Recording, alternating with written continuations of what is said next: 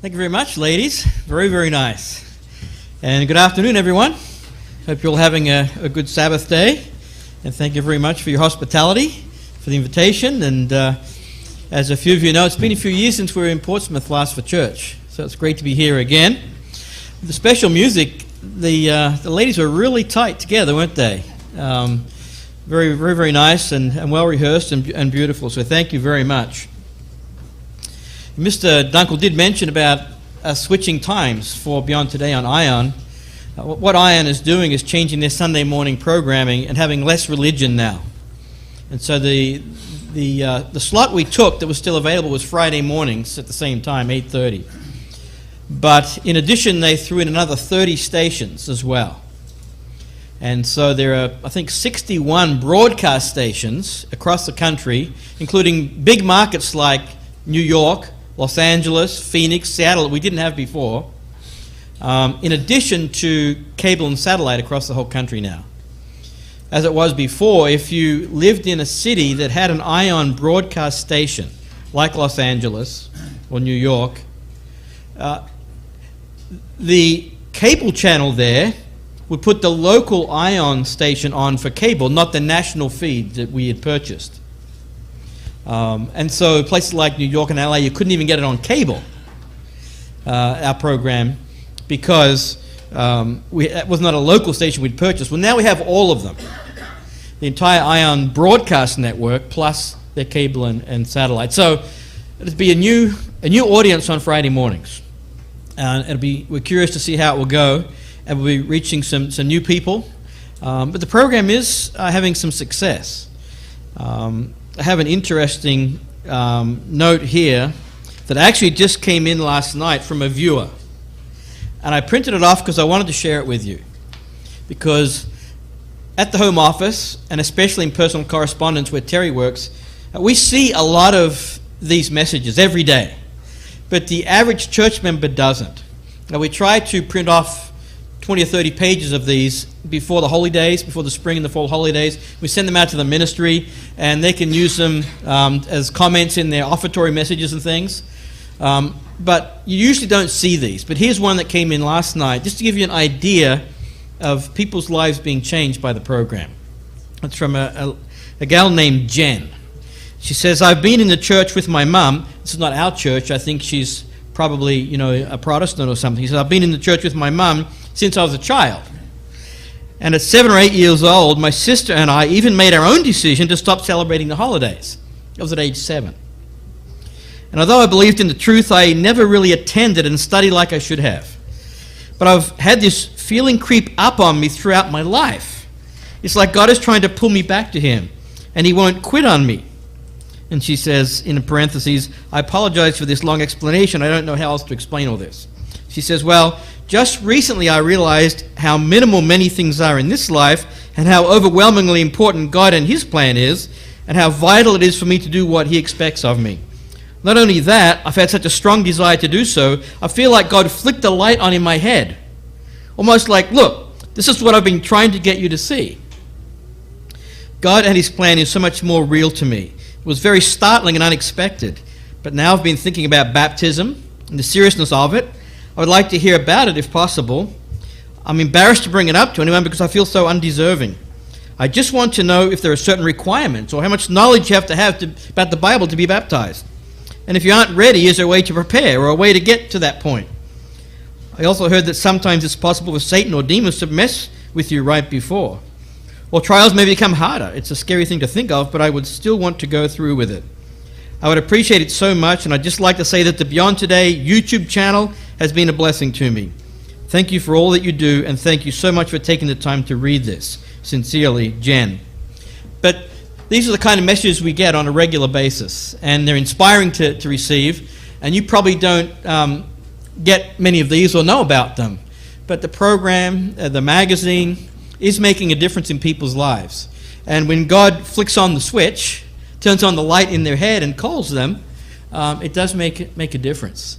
And hopefully, Terry will be writing back to this person next week and then put them in touch with a local pastor and start them down the road towards baptism for sure. But The subject I have for you here today is something that I've talked about before, and I see a couple of faces out here who've heard me talk about this before, but I know you didn't come to hear me. You came to go to the dance, right? So, but you may glean a little bit more from it this time if you've heard it before, because it's a fascinating subject. And it fits this time of the year, without a doubt. In the United States and Canada, there's a national holiday that many of us observe, and that's Thanksgiving, right? It's an appropriate festival for us to be involved with, and one that we look forward to. And in the scriptures, we see that some festivals are appropriate, even though they're not God's holy days or God's festivals. And some countries, because they've had a particular blessing, a deliverance, or a great victory in the history of their nation, they've created a national holiday. And they're appropriate, and there are examples of those types of things in the Bible. Now, on the other hand, there are some festivals that are highly inappropriate for Christians to get involved with. And one of them was 2 weeks ago on October 31st. We don't get involved in Halloween. And there's another one coming up on December 25th. And it's an attempted blend of paganism with professing Christianity, and it doesn't work. We do not get involved in those festivals. There's a holiday that occurs around this time of the year that God's people in ancient times did accept and did observe. And that is the Feast of Dedication, or Hanukkah, as it's commonly called. And ironically, many people think of Hanukkah as a kind of Jewish Christmas. But the very existence of the Feast of Dedication actually is in effect a rebuttal against Christmas. Hanukkah is not for us in the church to observe as a commandment. It's not a holy day. But there's some interesting history that goes along with it. And you browse the web. You might read about it even in your Bible. But have you ever given it some thought? Jesus observed it with his nation when he walked the earth during his human ministry. And there's some fascinating historical background to the Feast of Dedication. Now, this may at first seem strange, but I've titled this sermon, "What is the Abomination of Desolation?" And you'll see why in a moment. And I believe as we move through the sermon, you'll have a much greater depth of understanding about biblical prophecies that are yet to occur. Jesus referred to the historical events surrounding the Feast of Dedication in many of his most important prophecies. And you need to understand the background so you can be more spiritually aware as we begin to approach the time when certain end-time prophecies are going to be fulfilled. Let's turn to the book of John, John chapter 10, and notice verse 22. John 10, verses 22 and 23.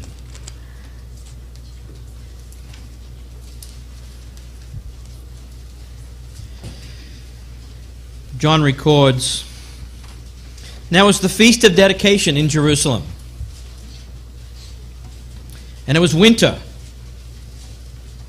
And Jesus walked in the temple in Solomon's porch.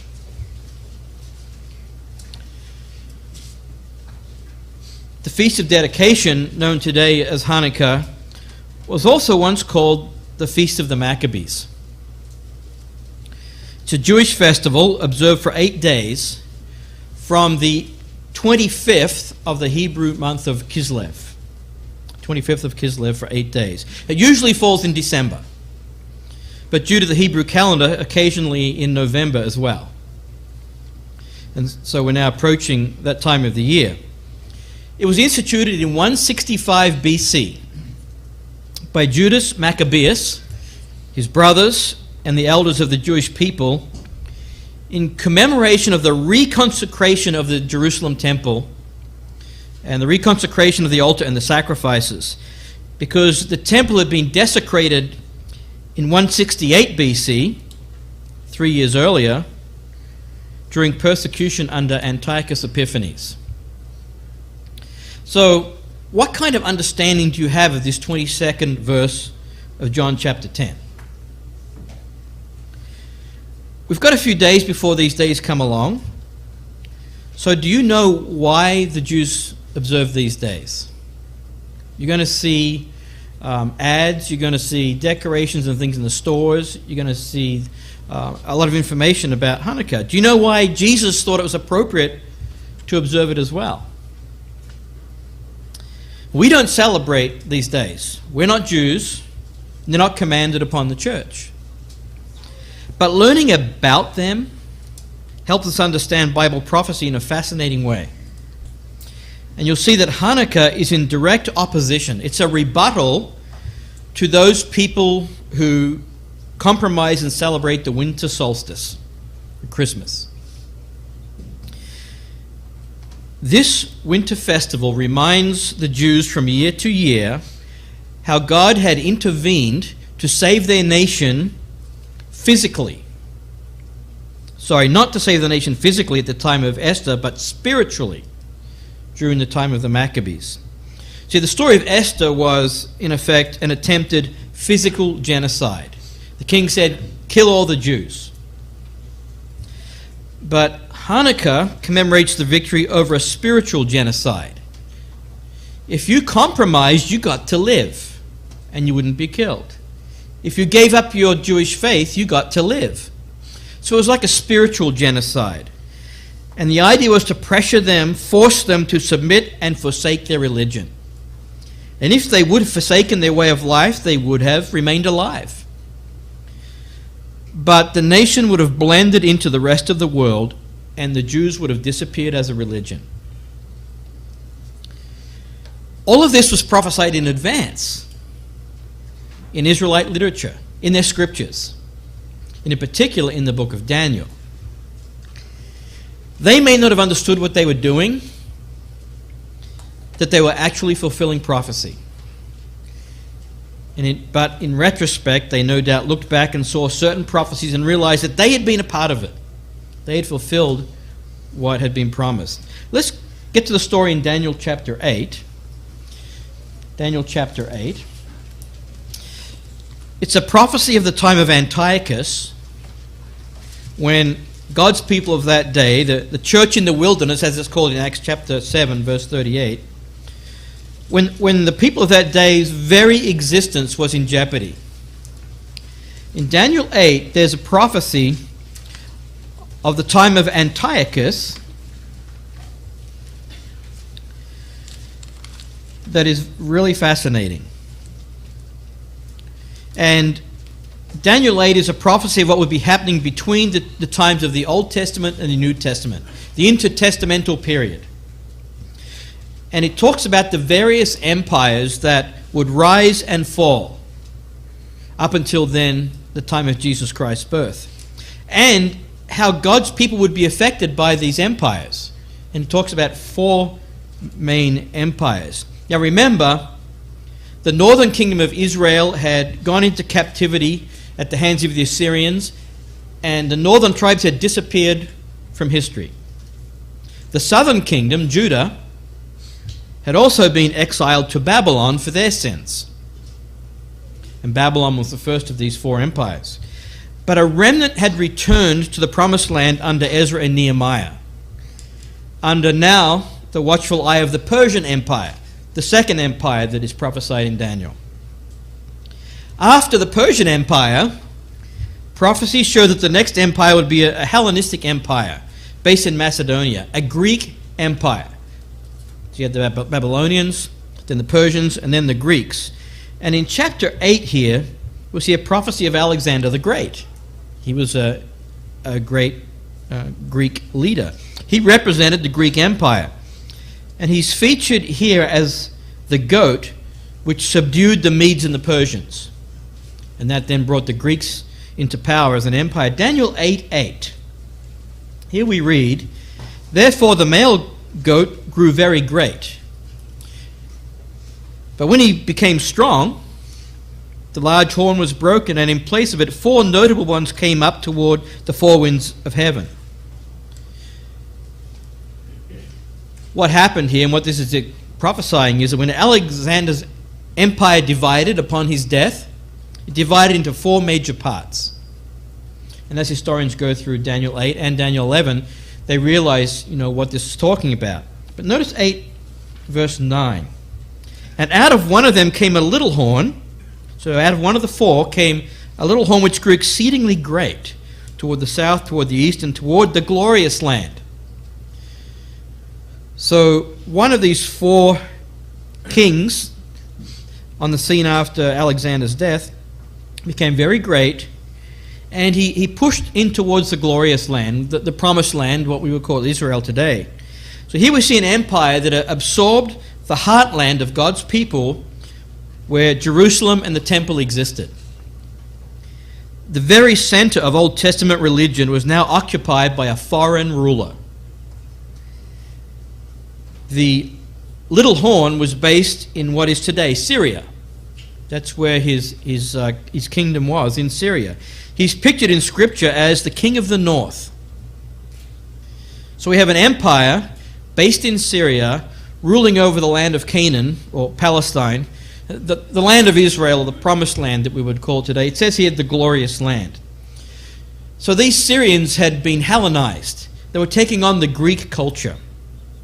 And they were part of the great empire of their day. So we now have the rule of the Greek civilization over God's people there in Jerusalem. And notice verse 10. And it grew up to the host of heaven, and it cast down some of the host and some of the stars to the ground and trampled them. So this horn, this leader, trampled underfoot the people living in the glorious land.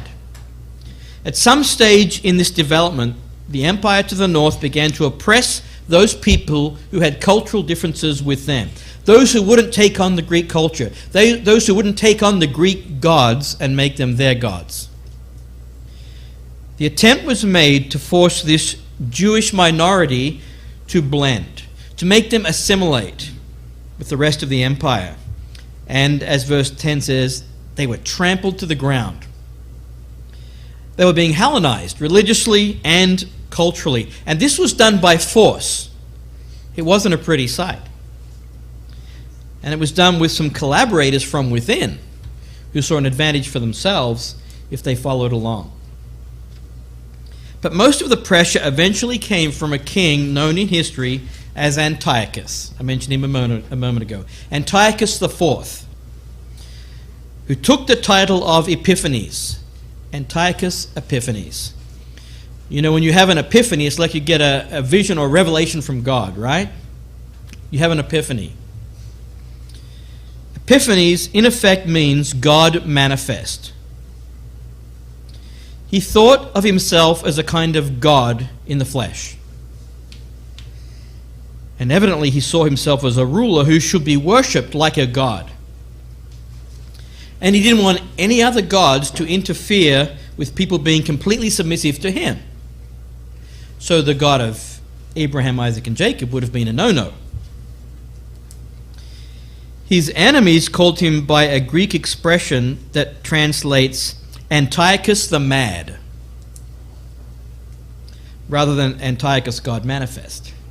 His enemies called him Antiochus the Mad. Notice verse 11 here in Daniel 8. He even exalted himself as high as the prince of the host.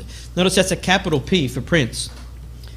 And by him, the daily sacrifices were taken away at the temple, and the place of God's sanctuary was cast down.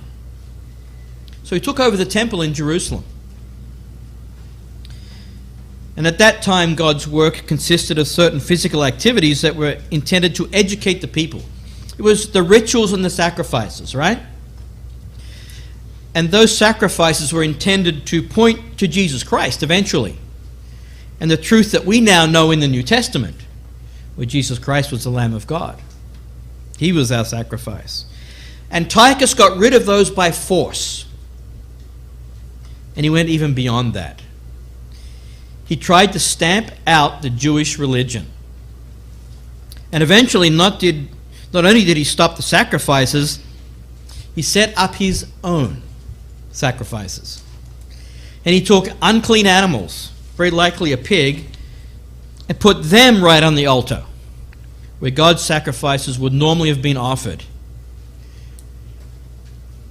And you know what the priest did in the Old Testament? When the congregation, or when the people of Israel brought a sacrifice, a burnt offering, the priest got to eat the meat. And it was kind of like, part of their payment for being, the Levitical priesthood. Well, some say that guess what Antiochus made them do with the hogs that were put on the altar? And the Jews did it. Otherwise, they'll be killed. They said, we don't have a choice. And Antiochus had a statue of Zeus, or one of his other Greek gods, placed in the temple.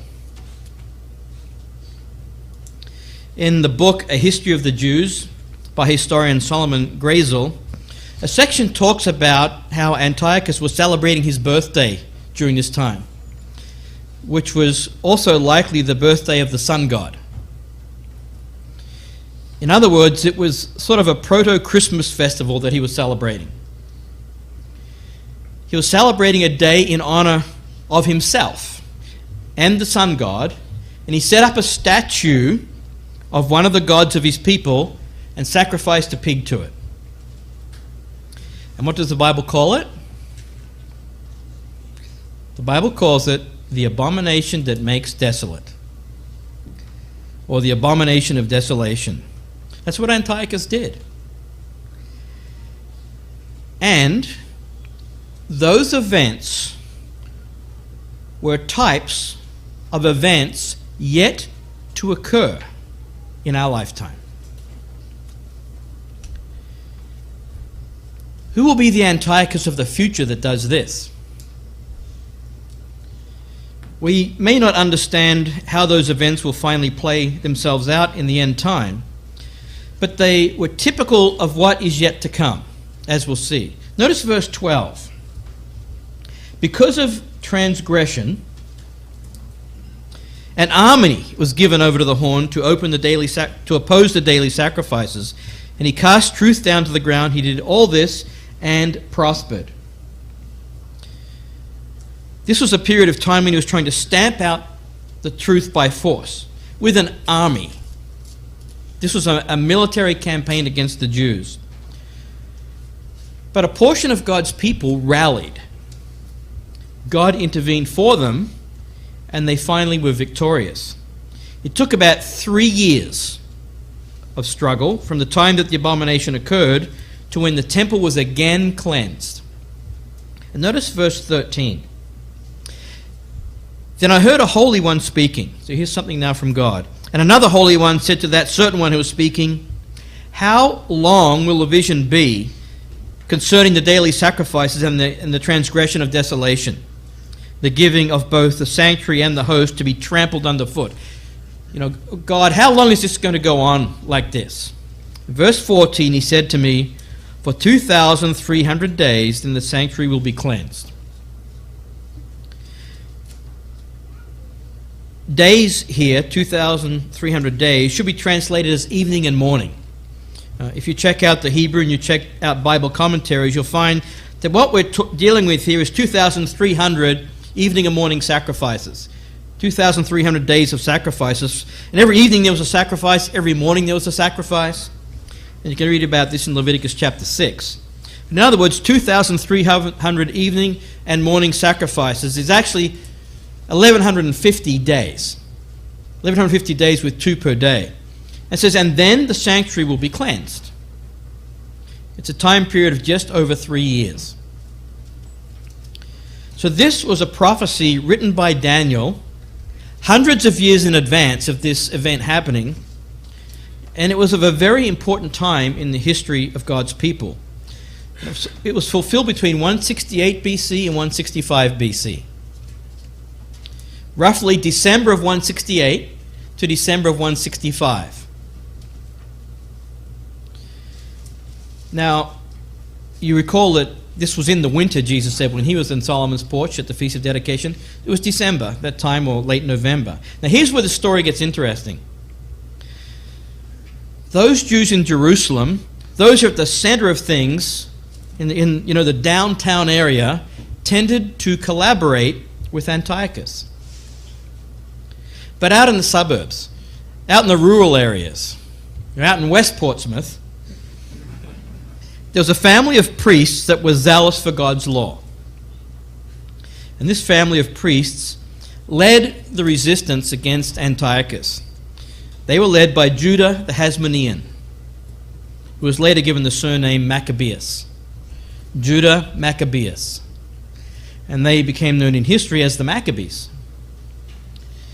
The Maccabees revolted successfully against Antiochus and restored the Old Covenant. The word Maccabee means hammer. So these were the hammer people. Some historians say another possibility for where the term Maccabee comes from is a Hebrew acronym for the common biblical expression, "Who is like unto you, O God?" We have FOT for the feast. Well, who is like unto you, O God, in Hebrew is Maccabee. Okay? But in any case, this title was given to those priests who opposed Antiochus and who were finally successful in getting rid of him. Now, here's another little interesting bit of history that will tie this story together for you. The Maccabee dynasty then ruled for about a century, and it was known as the Hasmonean dynasty. It ended when the Romans then came, replaced the Greeks, and occupied Palestine. We'll hear more about this dynasty in a moment, so keep the Hasmoneans in mind. This period was prophesied in advance in the book of Daniel chapter 8 and was remarkably accurate. Many people will tell you that the book of Daniel must have been written after the fact because so much of history is laid out, especially about those four world-ruling empires and the fourth one, the Roman Empire in particular. Say he must have written it afterwards. They can't believe that it could be that accurate. If you go to the end of the chapter, especially verses 23 through 27, you'll find that there is an end-time application where a power like the beast is prophesied. In type, the events of Daniel, including the transgression of desolation, will take place again in the end. In fact, Daniel chapter 8, here that we just read, may have more end-time significance than it did in the 2nd century BC with the Maccabees. We may come to see that it even has more end-time parallels. Now, Daniel 11, let's turn there, which is the longest continuous prophecy in the Bible, adds to the information about Daniel 8, about what happened historically from 168 to 165 BC. And then it explains what's going to happen in the end time. Let's read about Antiochus again in Daniel 11, starting in verse 21. We read, "And in his place shall arise a vile person, to whom they will not give the honor of royalty, but he shall come in peaceably and seize the kingdom by intrigue." Now, if you read the previous parts of this chapter, you'll come to see that once again we're reading about the rise of Antiochus IV. And you can prove this yourself in a thorough study of the whole chapter alongside historical accounts and encyclopedias and history. But evidently, what we read here is when he first came to power, he wasn't thought of as a madman. He used flattery and intrigue, we see here in verse 21. They probably thought of him as quite likable initially. And then, once he took power, something got a hold of him, and he just went crazy. Antiochus the madman. And like Antiochus, verse 21 here is also a type of the end-time king of the north. The end-time beast, as you'll see. The book of Revelation tells us that the world will marvel at the beast. You've heard that before. The world will marvel at the end-time beast. But then it all goes horribly wrong, right? Madness. There'll be a parallel to this. Here in this story, the people of God were at a critical point in history. The Jews were caught between the empire in Egypt to the south, the Ptolemies, one of the other quarters of Alexander's empire, and the empire in the north, in Syria, the Seleucids. In many respects, the people of God in the end time will also be caught between opposing political and religious views that will be brought on by the end time beast. Mediterranean means center of the earth, and it's where Asia, Europe, and Africa all come together. It's a position from which the tribes of Israel and Judah could have influenced other nations if they had done well. But unfortunately, as we know, they sinned. God had to punishment, and 10 of the tribes disappeared from history. But unfortunately, they sinned, and they became a doormat in the Middle East. And in the Middle East, even today, you have to be very powerful or you're going to be a doormat. And at this point in history, they were trampled underfoot, like a doormat, and armies were marching up and down through Palestine between Egypt and Syria. So getting back to verse 21, we see how Antiochus ingratiates his way in through flattery and intrigue. But then once in, he changes and becomes a terror. And there's a whole lot more prophecy that played out in real history here in the next dozen verses about Antiochus. You read the history books and you'll see that's exactly how it happened. But let's jump to verse 29. Verse 29. At the appointed time, talking of Antiochus, he shall return and go toward the south, but it shall not be like the former or the latter. Verse 30, for ships from Cyprus shall come against him. See, that was the Romans over there. Therefore he shall be grieved and return in rage against the holy covenant and do damage. So he shall return and show regard for those who forsake the holy covenant. So Antiochus is trying to expand his empire here. But Rome at this time was rising in the west and had a fleet. And it stopped his westward expansion. So now he turns south from Syria back to Palestine to make sure that at least he has that securely held. He's in a rage and he wants to do the Jews damage. And Antiochus, it says here, then showed regard to those Jews who forsook the covenant of God and were on his side. A sort of bribe and pressure for others to forsake the covenant too. But the Maccabees stood up for the truth. Verse 31, chapter 11, verse 31, and forces shall be mustered by him, and they shall defile the sanctuary fortress. Then they shall take away the daily sacrifices and place there the abomination of desolation. See, this is a recap of what we read in chapter 8. Note that there are 4 things that Antiochus does. And this is important to recognize because these 4 things are all going to be there at the end when the duality of this prophecy is fulfilled before Christ's return. Number 1, first we have a military occupation of the Temple Mount in Jerusalem, where he says forces were mustered by him. So there's an army surrounding Jerusalem. Secondly, we read about a kind of rampage where things are destroyed and defiled. And thirdly, the next thing is sacrifices are prevented from taking place. Army surrounds, places defiled, no more sacrifices. We'll have to wait and see what the modern equivalent of that will be. The preventing of whatever would be the antitype of these sacrifices. And then fourthly, he will place there the abomination of desolation.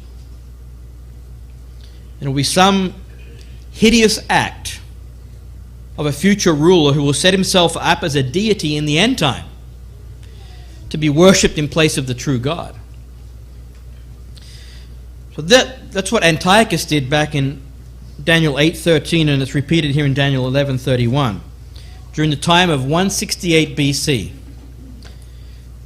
And as you'll see, it'll happen again before Jesus returns. Notice verse 32. Those who do wickedly against the covenant, he shall corrupt with flattery. And those that, take the bribe and follow along.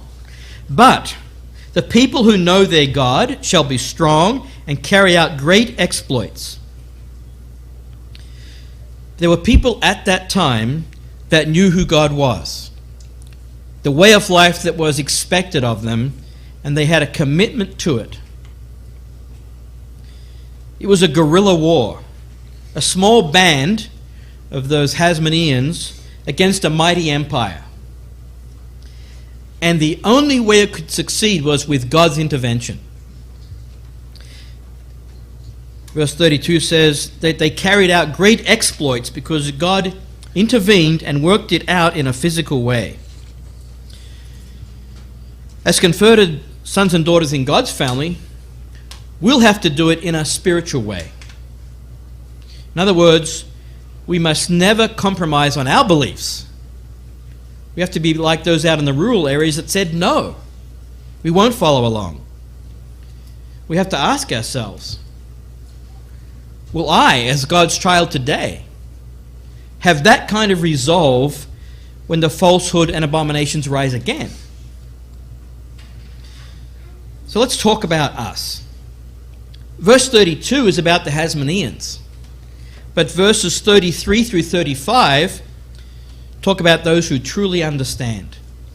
Verse 33, and those of the people who understand shall instruct many. Yet for many days they shall fall by sword and flame, by captivity and plundering. Now when they fall, they shall be aided with a little help, but many shall join them by intrigue. And some of those of understanding shall fall, to refine them, purify them, and make them white, until the time of the end, because it is still for the appointed time. So in verses 33 through 35, these people know more than simply who God is and what He's commanded. They have understanding. And that understanding comes from the ministry of Jesus Christ, through God's Spirit, through conversion. This is talking about a different group of people, an end-time group of people. This is where the prophecy moves on into the New Testament Church of God period. God's church in the New Testament has had periods of time when it was under tremendous pressure and even martyrdom and persecution. Unfortunately, from the book of Revelation, we see at some time in the future that it will again be the case. But some will be protected, as you know. At the beginning of this message, I said that the Feast of Dedication is in many respects a rebuttal of the winter solstice celebrations. People were celebrating the Sol God, the sun god. Del Sol, the sun, S-O-L. And it was a holiday that was held back then, a different version, of course, of what has now become Christmas today. And they were trying to force God's people, the Jews, to get involved in the orgies and everything else that was part of that observance. It was a decadent celebration. But finally the Maccabees overthrew the soldiers of Antiochus and cleansed the temple during the time of the pagan celebrations. While the pagans were celebrating to their sun god, the Maccabees overthrew them. And then they declared a feast of dedication as a kind of rebuttal. They said, if you wanted us to blend in, we're doing the opposite. The very day that you attempted to defile the temple of God is now going to be our feast of rededicating the temple to God. And they called it the Festival of Dedication. On the 25th day of the 9th month of Kislev, they established an 8-day festival of dedication.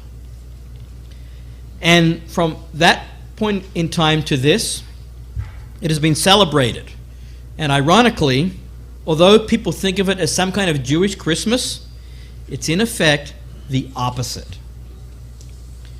Incidentally, when the Jews celebrated this Feast of Dedication and established it, it was established to be on the 25th day of the 9th month on the Hebrew calendar. So that means it's kept every year according to the Hebrew calendar. It always begins on the 25th day of the 9th month on that Hebrew calendar. Therefore, it rarely coincides with Christmas today, which is kept on the Roman calendar. There's a history book called 1st and 2nd Maccabees. It was completed about 100 BC.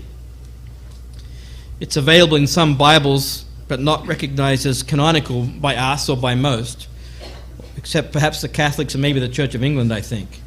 So if you've got an old Catholic Bible, you might find the book of Maccabees there in that Apocrypha section, but it's not considered, canon today. It's history, and a very good account of the history of this time, actually. It's not scripture, but it talks about this very event. And I went online and dug out the book of Maccabees. I don't have it in my Bible either. But let me read to you from 1 Maccabees chapter 1. I'm going to read verses 57 through 67 in 1 Maccabees chapter 1. It says, on the 15th day of the month Caslu, or Kislev, in the 145th year, so it's year 145 on the way they're reckoning years, King Antiochus, it even mentions him by name in Maccabees, King Antiochus set up the abominable idol of desolation upon the altar of God, and they built altars throughout all the cities of Judah round about. And then I'll continue reading. They burnt incense, sacrificed at the doors of the houses and in the streets. They cut in pieces and burnt with fire the books of the law of God. They burned all God's books, and every one with whom the books of the testament of the Lord were found, whoever observed the law of the Lord, they put to death, according to the edict of the king. Thus by their power did they deal with the people of Israel that were found in the cities month after month. And on the 25th day of the month, they sacrificed upon the altar of the idol that was over against the altar of God. They set up their own idol. Now the women that circumcised their children, in other words, Jewish women, were slain, according to the commandment of King Antiochus, and they hanged the children about their necks in all their houses, and those that had circumcised them they put to death. And many of the people of Israel determined with themselves that they would not eat unclean things. So there were some, the Maccabees, that said, we're not going to eat any of that pork that was sacrificed on the altar by King Antiochus. They refused. They chose rather to die than to be defiled with unclean meats. Verse 66, they would not break the holy law of God, and they were put to death. And there was very great wrath upon the people. So we got from the 15th day of the month to the 25th day of the month. It took about 10 days in the 145th year till Antiochus got his sacrifices up and running.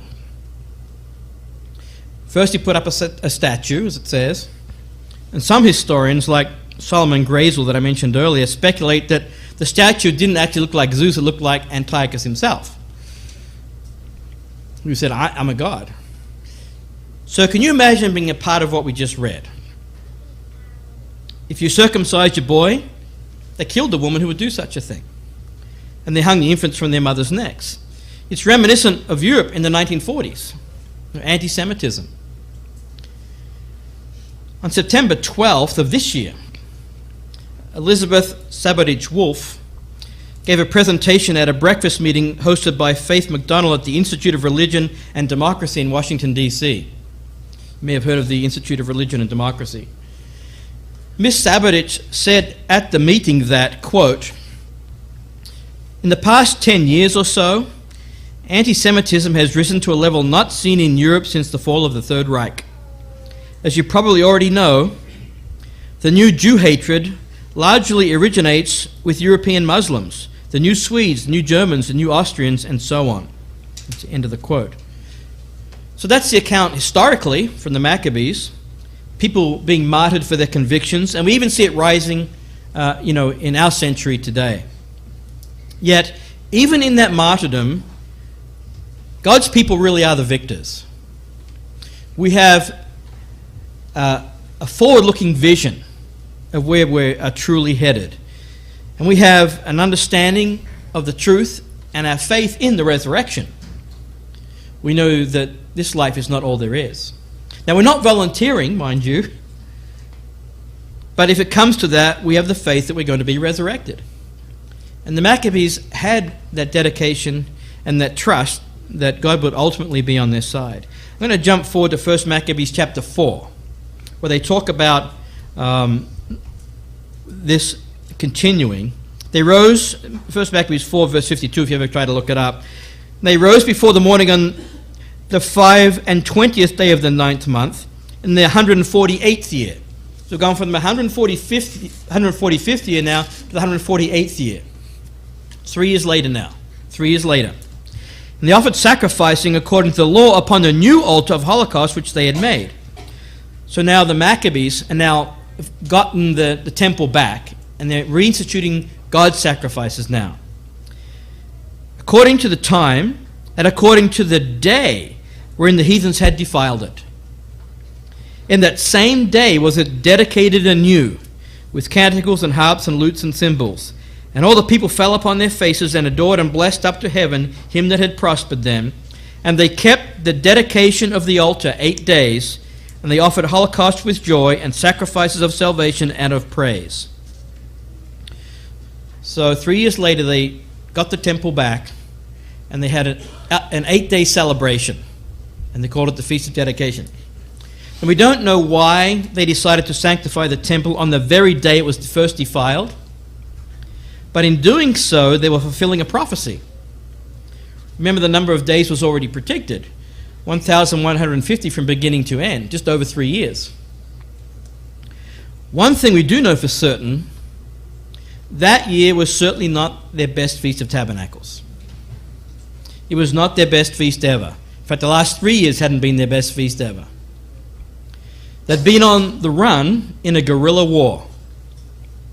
So what they did at this time was a kind of mini post-feast celebration. And it lasted 8 days. They didn't build booths and live in temporary dwellings. You don't do that in December in the Middle East. That's the cold, rainy season. Another reason not to think, Christ was born in December. So they kindled lights. In the time of Christ, it was customary in Jerusalem at the Feast of Tabernacles to kindle lights. That was a very important feature of the feast in Jesus' day. It's not commanded in the Bible to light all these candles, but it was a custom that was developed. And so great torches were lit throughout the land. So this was one custom from the Feast of Tabernacles that was good to include in the Feast of Dedication. So the Feast of Dedication also came to be known as the Jewish Festival of Lights. Also, the 8-day celebration was modeled after the dedication of the temple at the time of Hezekiah. In 2 Chronicles 29, verse 17, we read about them re-sanctifying the temple for 8 days under the time of Hezekiah.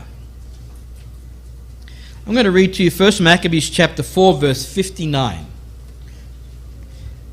And Judas, now Judas Maccabee, and his brothers, and all the church of Israel decreed that the day of the dedication of the altar should be kept in its season from year to year for 8 days, from the 25th day of the month of Kislev, with joy and gladness. Judah the Maccabee, Judah the Hammer, was the military commander who is now a legendary figure in the Jewish community because of his military prowess. And he was a very devout man. It was kind of a rebuttal against the paganism of the day.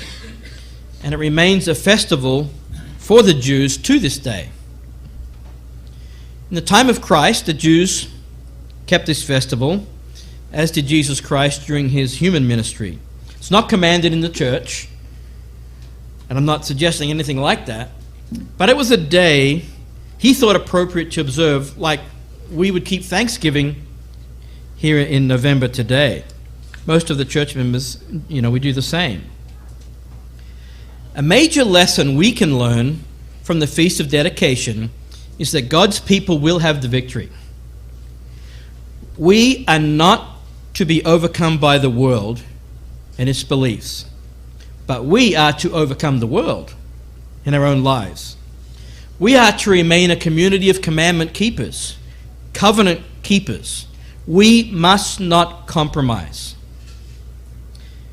And this now leads us to the end-time fulfillment of this whole subject. Let's turn to Matthew chapter 24. Matthew chapter 24. And we'll read verses 15 through 18. And I think after getting this background, you'll appreciate Matthew 24 a little better now. Matthew 24, verse 15. Therefore, Christ said to the disciples, when you see the abomination of desolation spoken of by Daniel the prophet, standing in the holy place.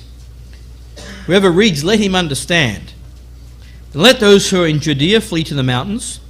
Let him who is on the housetop not go down to take anything out of his house. And let him who is in the field not go back to get his clothes. Now, on this subject, we don't have all the answers. But after reading Daniel and the other historical documents, we have more background to study and understand it a bit. Christ says that when you see this event, you have to flee for your life. That is what happened back then. It happened at the time of the Maccabees, but also happened in 70 AD, didn't it? When Antiochus performed that abomination, the next step was for God's people to get out of the city or be murdered. And I read to you what happened to those who hung around. And there's coming a time again when the church will literally have to get out of the situation because it's going to be that dangerous. But it will not only affect those living near Jerusalem. The end time effect will be global. The false religion and evil worship will even affect us here in Portsmouth. And it will be a very trying time. Notice what he says in verse 20. Matthew 24, verse 20. And pray that your flight may not be in the winter or on the Sabbath. Now, those who are listening to Christ would have been very aware of the history of that time. They knew exactly what he was referring to. It's kind of like us remembering the effects of the American Civil War. There's a lot of books and documentaries about the Civil War. Well, that's about how long ago it was for them in Jesus' time. You like remembering the Civil War. The Maccabees defended God's truth against the pagans, and Jesus said this scenario was going to repeat itself. And he said it could come at an inopportune time, like on the Sabbath. And they had to flee in the winter back then. It was December, remember, during those pagan celebrations. And that's not a good time to flee. So Christ says, pray that your flight not be in winter, as it was back then. We also read a parallel account in Mark chapter 13. But let's turn to Luke's version, because he adds another detail. It's in Luke chapter 21. Remember the 4 points of what Antiochus did in 168 BC? The first one of the 4 was military occupation surrounding Jerusalem. And that's the main point of Luke 21, verses 20 and 21. So Luke 21:20. But when you see Jerusalem surrounded by armies, then know that its desolation is near. Then let those who are in Judea flee to the mountains. Let those who are in the midst of her depart. Let not those who are in the country enter her. So those in the rural areas out in the country says, stay away.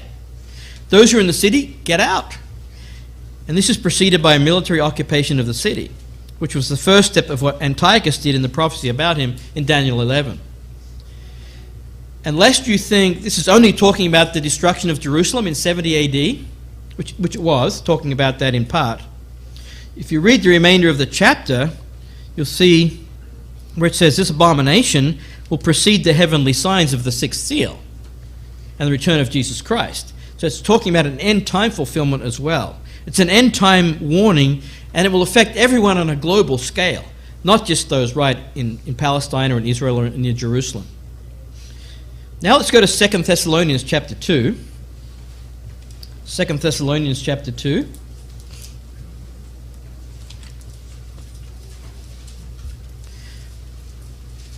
Verses 3 through 10. So 2 Thessalonians 2 verse 3. Let no one deceive you by any means, for that day will not come unless the falling away comes first, and the man of sin is revealed, the son of perdition. So who is this man of sin? Verse 4, it's one who opposes and exalts himself above all that is called God, or that is worshipped, so that he sits as God in the temple of God, showing himself that he is God. Sounds a lot like Antiochus, doesn't it? So Paul's telling the Thessalonians, watch out for this to happen again. Verse 5, do you not remember that when I was still with you, I told you these things? Verse 7, for the mystery of lawlessness is already at work. This is kind of an ongoing thing in our society. Only he who now restrains will do so until he is taken out of the way. And when the lawless one will be revealed, whom the Lord will consume with the breath of his mouth and destroy with the brightness of his coming. See, it's the coming of Jesus Christ. This is an end-time scenario we're reading about. The coming of the lawless one is according to the working of Satan, with all power, signs, and lying wonders. In verse 10, and with all unrighteous deception among those who perish, because they did not receive the love of the truth that they might be saved. So Paul is saying an apostasy must precede the brightness of Christ's coming. And this event would seem to be tied in with duality with the prophecies of Antiochus in type. Antiochus opposed God and wanted to be worshipped, saying he was the God, right? The Thessalonians reading this letter from Paul would have probably remembered the history of Antiochus in Daniel 11. And they also had their own book of the history book of the Maccabees now too. Just in terms of pattern and type. But Paul shows that it's going to happen again when Christ returns. The Romans didn't fulfill this in 70 AD. Yes, Jerusalem was destroyed. But in 70 AD there was no global, full-scale fulfillment like Daniel 11 says will yet occur. In verse 5, the Apostle Paul says, do you not remember that when I was still with you, I told you these things? See, Paul struggled to keep false teachings and practices from penetrating those cities and towns where he was teaching. He found that when he would leave, they'd go back to their old ways. He knew that once he departed, apostasy would creep in. In other words, the apostasy began early, but it has continued right on down through history now to our time. Because he said it's already at work. It happened in type back then in Paul's day. False religious leaders rose up, and certain individuals became very powerful in the early Christian world, to the extent that a few centuries after Christ's death, a large counterfeit Christianity arose to prominence. And it's still the most prominent version of Christianity today. And it's not the truth. Let's turn to Revelation chapter 3. Revelation chapter 3. As we read this, keep in mind that those who read Revelation are expected to have already read the rest of the Bible. And therefore, if you read Revelation, you're expected to have some familiarity with the writings of Daniel and Zechariah, the Psalms, and of course the more recent words of Jesus Christ himself. Many scholars believe that the Maccabees were the Philadelphians of the Old Testament, the zealous group in the congregation of Israel. There are historians that show parallels between the churches of Revelation and the history of Israel in the Old Testament. And they say the Maccabees were the ones who had a little strength, but who had a zeal for God's law, whom God protected and gave the victory. Kind of like the Philadelphians in Revelation. At the time of the Maccabees, there were people to the north who had a counterfeit religion, a combination of paganism and the Old Covenant. They were the Samaritans. And as you know from reading the scriptures, around Jesus' time, the Samaritans were despised. The Jews saw them as a corrupt version of the truth. And Samaritans were a mixed Israelite, Jewish, Gentile people. They had elements of the truth.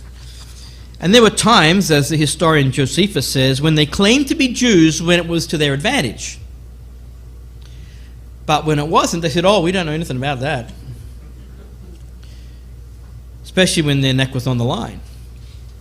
In Revelation 3:12, here in a New Testament context, talking to the church at Philadelphia, which, like I said, many scholars believe is anti-typical of the Maccabees, we again find people who claim to be Jews but are not.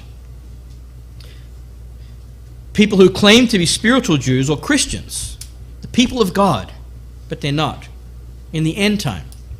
They may even think they are, but they aren't. Let's add one more thought before I read it. The Maccabees were a physical people, a physical congregation of God in the Old Testament. They were not a converted group of people. Very few people received God's Holy Spirit under the Old Covenant. usually just people like King David and, others, God's leaders. And so they were a nation who waged war, who involved themselves in diplomacy at that time in history. In fact, the Maccabees made a deal with the Romans, and that's one reason why they're able to be so successful and help to overthrow Antiochus and the Greeks. The interesting thought is that the Maccabees there in the Middle East did the same as the unconverted Israelis of today. They had to wage war for their very survival, or else get stamped out, get trampled underfoot. Not a lot has changed, quite honestly. Well, the Maccabees had a problem with the Samaritans to the north, who claimed to be faithfully worshipping God, but were faking it. And if you go back to the history of the Samaritans, you'll see they even set up their own temples in northern Israel way early on in opposition to the temple in Jerusalem, and they became further and further from the truth. But finally, in 128 BC, so what's that, 60 or 70 years after the Maccabees conquering back or getting the temple back, in 128 BC, the Hasmonean dynasty conquered the Samaritans to the north, destroyed their temple, and that was a type, in that sense, of what God's people ultimately will do. With Jesus Christ, we will eventually do away with false religions and establish God's true religion. And that's the message of the millennium for us. Jesus Christ returning, the saints being resurrected, and us serving with Christ to help bring true religion to all of mankind.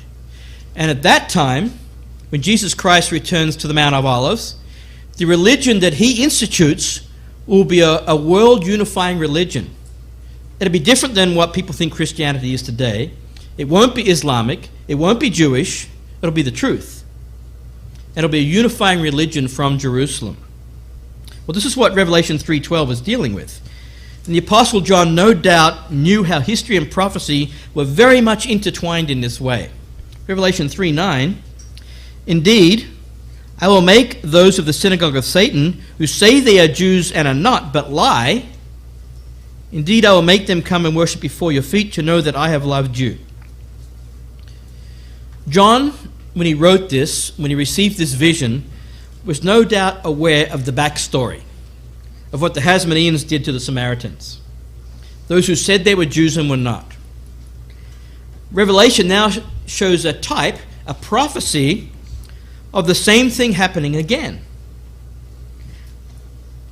But those who are the true followers, Jesus Christ tells us through the Apostle John in a vision, these false Christians will someday know that I have loved you, and they will come and worship before your feet. In other words, they will repent and be converted. And so that's the good news. We read what happens at the end of the story. Those who have forgotten God, those who have rejected God, those who have followed Zeus and paganism and false religion will eventually come to see the truth and will repent and become converted.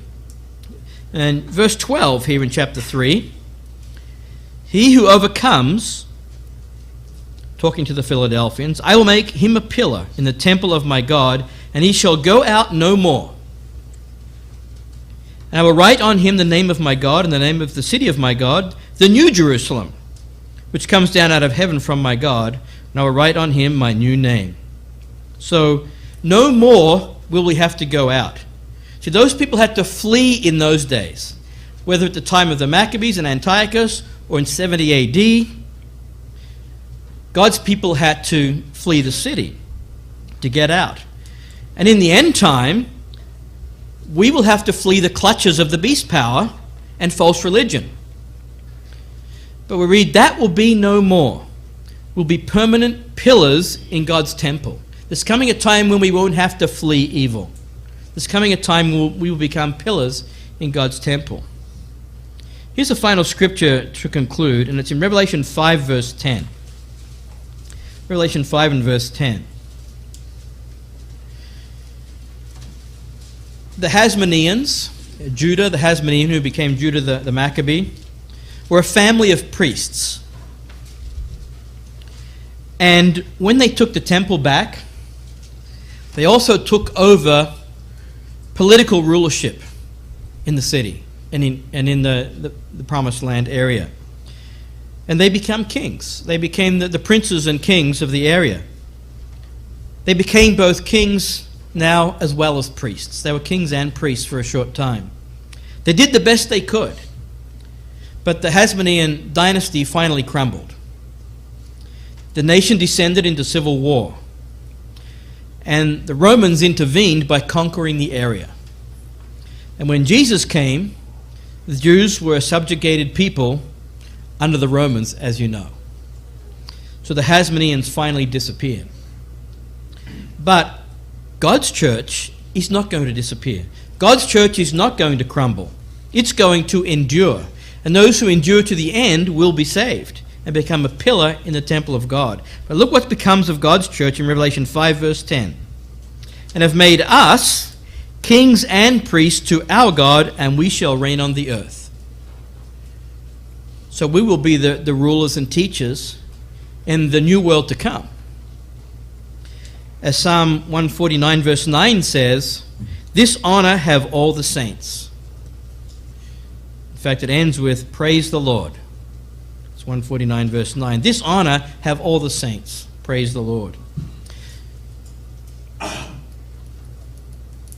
It seems like a bit of a dark subject, talking about the abomination of desolation, Hanukkah, Feast of Dedication, and how it all came about.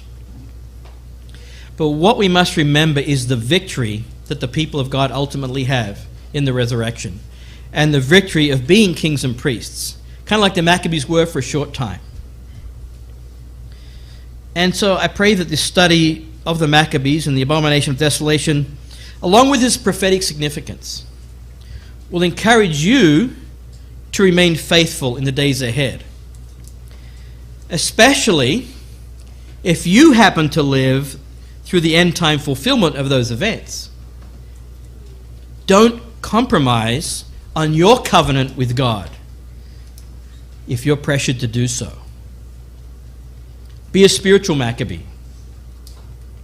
Because if so, you will then have the honor given to the saints of being kings and priests to our God and reigning with Christ on this earth, bringing the ultimate solution to all of mankind's problems.